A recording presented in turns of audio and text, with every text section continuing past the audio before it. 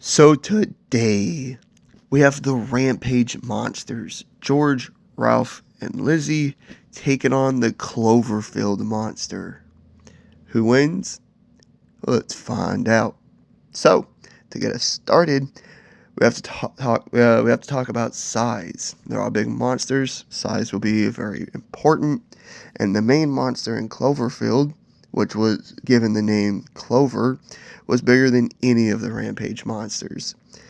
It stood 240 to 300 feet tall and weighed over 5,800 metric tons. Yeah, that's dwarfing any of the Rampage monsters. With George being about 30 feet tall, Ralph being about 40 feet tall and 50 feet long, and Lizzie, the largest one of them, being over 200 feet long. This greater size that the Clover has automatically makes it stronger too. Like, it destroyed buildings and streets just by walking, ripped off the Statue of Liberty's head and yeeted it across the city, and destroyed the Brooklyn Bridge with a simple tail swipe, all with ease. But that doesn't mean the Rampage monsters weren't strong. I mean, they're all big kaijus too. Uh, maybe not. Maybe they weren't born as kaijus, but they were made into kaijus. Uh, George easily threw around cars, picked up a whole crane and knocked Lizzie to the ground with it, destroyed a Dave and Buster's, matched Ralph and even threw him, and he even temporarily held back Lizzie. Ralph, the big wolf, easily destroyed cars and helicopters, plowed through buildings, and imagine even overpowered George at one time when they were fighting, as you see right here. And then Lizzie, obviously, is the strongest one out of the three, being a giant alligator.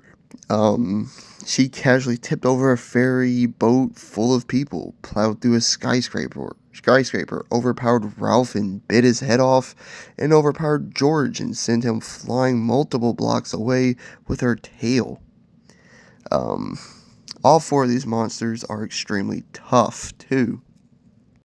Clover consistently walked off entire military bombardments, which included heavy and high caliber gunfire, rockets, missiles, tank fire, and artillery strikes.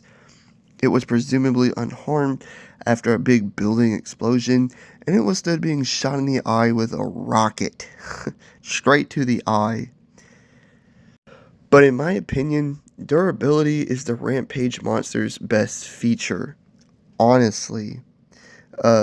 George was just fine after falling thousands of feet inside a cargo plane, which exploded. He and Ralph just fine after a massive explosion that cratered ground zero. He also withstood attacks from Ralph and Lizzie and even survived being impaled on a massive metal pole. Ralph was unharmed by helicopter blades, withstood that explosion I mentioned earlier, only annoyed after a couple of grenade launcher shots, and withstood hits from George as well. However, Lizzie is the true tank here. She tanked 8 Hellfire missiles to the face unharmed, withstood hits from George just fine, and even after a bag of grenades exploded in her gills, a weak spot, she was able to just walk it off after a few moments. Her scaly hide was just virtually impenetrable.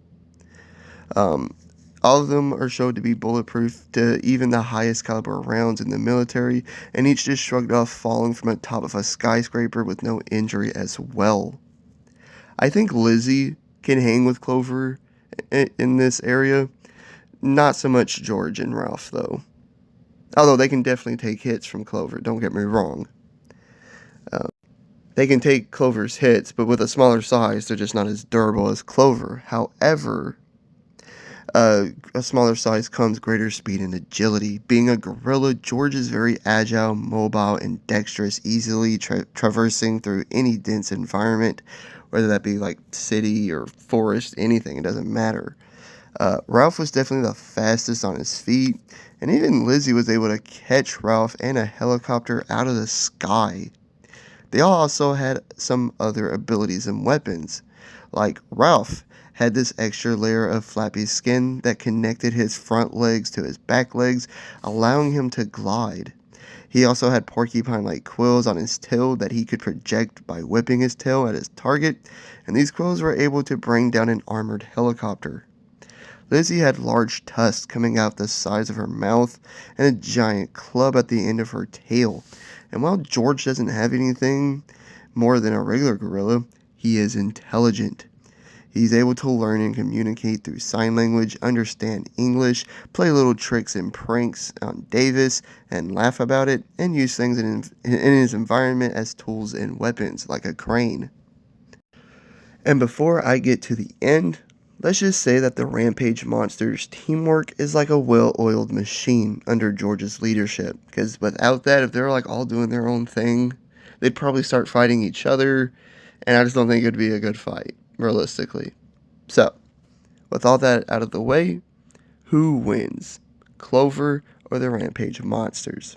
Well, Clover's greatest advantage is obviously its size and strength. The Rampage monsters' greatest advantage is their numbers and teamwork. Lizzie will be the main form of attack and the tank for obvious reasons, while Ralph and George attack when they can.